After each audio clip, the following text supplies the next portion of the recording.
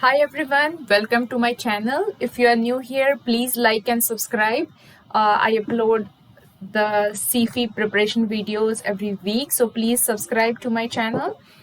Today we are going to discuss about the day 2 assurance AO, about audit approach. So how to write this AO, what is required for C and CD.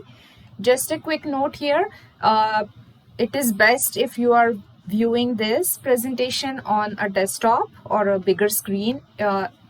If you are not seeing the presentation clearly, please click the display settings, the wheel near the viewing bar, and then adjust the pixels to the highest range so that the presentation would be displayed correctly. Okay, so let's get to it. So what we are going to discuss today is audit approach. Now, audit approach is usually combined with either materiality AO or other AO, that is procedures. So it is usually combined with one of these AOs. Now, this is not very straightforward AO. It is a little bit tricky because there is no standard format for this AO. You will have to go through the case facts and check what is given, how the company's environment is, and then the answer would be case specific.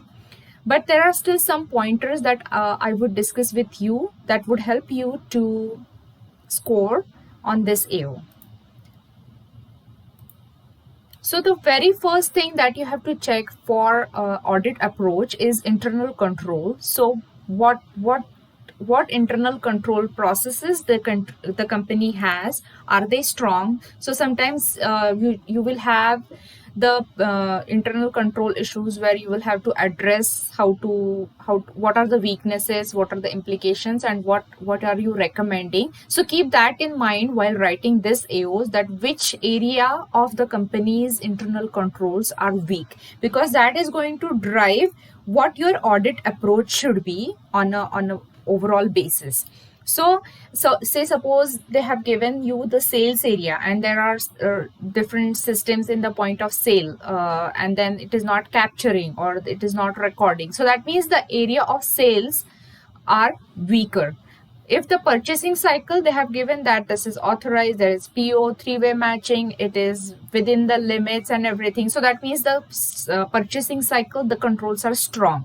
Okay, so based on that, start identifying the factors that are affecting internal control. So identify which areas are strong, which areas are weak. If there are weaknesses, which point it out which specific area the weaknesses are, or is it that the overall the company's controls are weak. So first identify that. Then generally for repeat engagements, you know the control environment, you can trust what works, what not, and then how the system is structured within that company.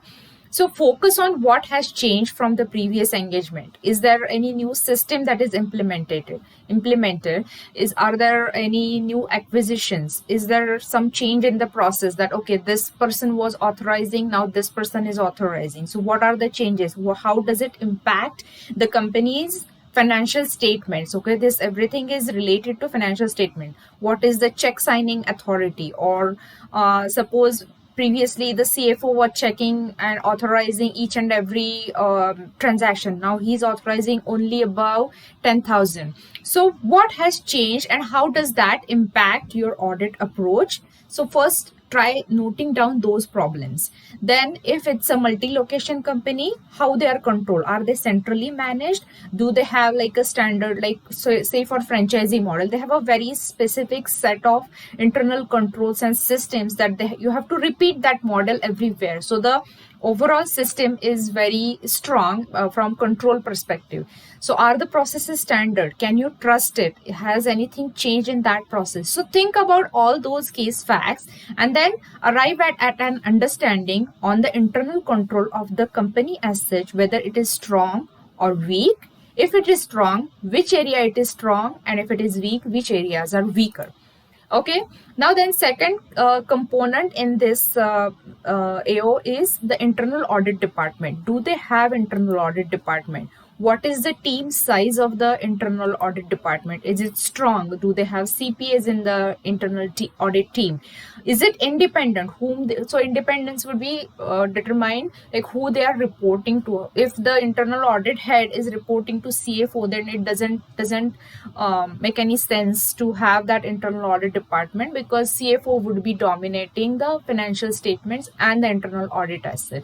So is the internal audit independent? Is it reporting to audit committee? Is it reporting to board of directors? So check everything. If there is an internal audit department, so is it functioning effectively? If there is audit department, they are working, then refer the audit report. We will discuss this in more detail when we discuss CAS 610.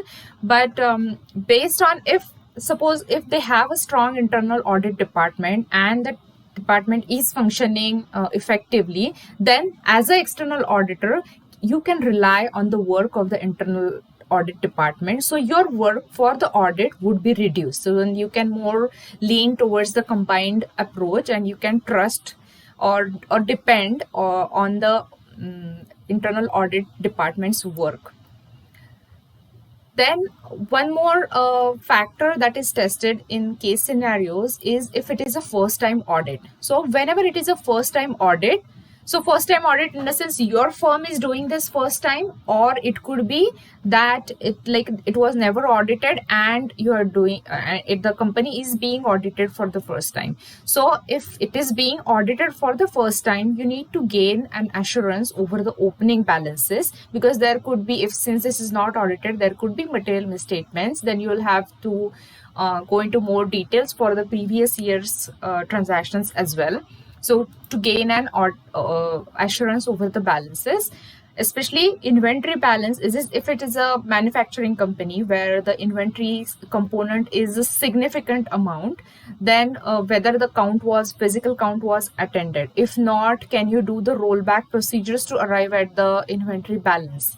So all these factors you will have to take into consideration. If it cannot be reasonably verified, the opening balances, then the auditor will have to qualify that the opening balances cannot be verified. So there would be a qualification in the other matter paragraph. So sometimes there are bank loans and covenants which require an audit report. So you'll have to check with the company if the if the bank would be okay with a qualification. If not, then you will have to have some more work to gain the required assurance.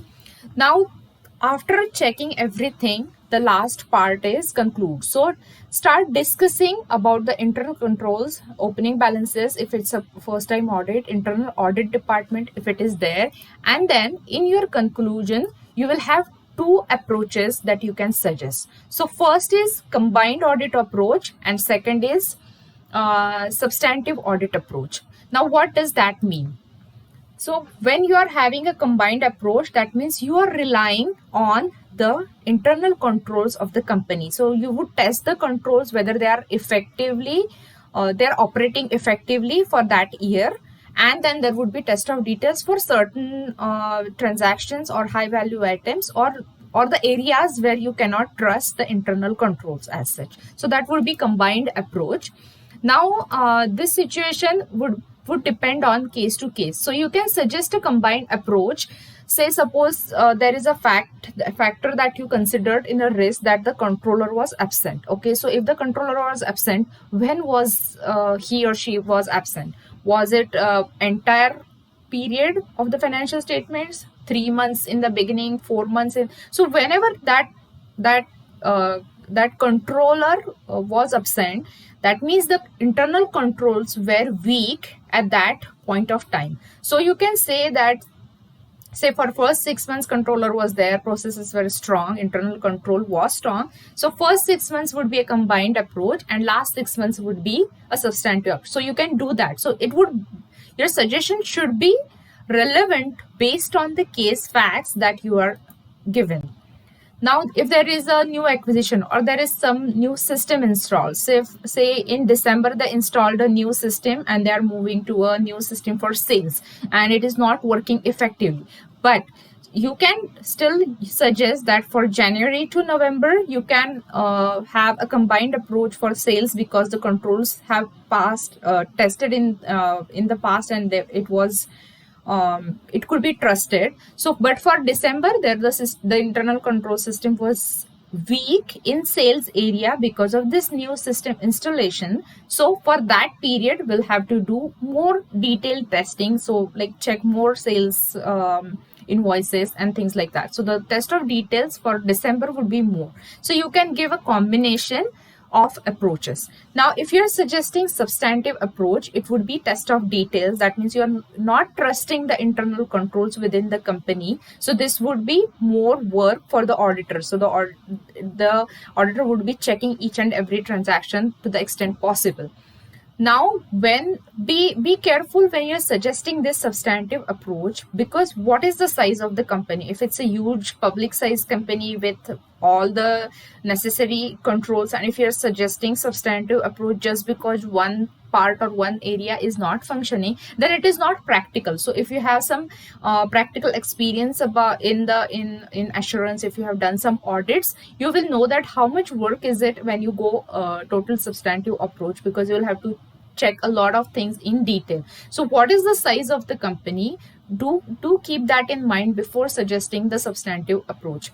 Is it a small company? Is it a public company? Then what about the accounting department? Is it a small team or is it a big team? When there is a small team, then the segregation of duties is not there. So there is, you have to check, you have to have more checks on the control side to ensure that everything is working fine. But if it's a big company with a big accounting department, then they have their system of segregation, and then the work is checked by the seniors, and it usually has a natural flow of control. So just check all these factors before suggesting the approach. That's it for today's presentation.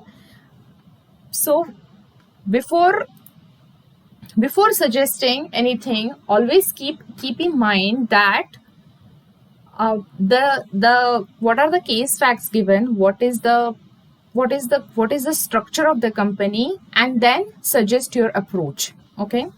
So hope this would help you in writing this AO, and please leave in comments if you want me to handle any topic, if you are looking forward for some answers or whatever you are struggling for, and I will try to make a video on that. And thank you, and see you until next time. Bye.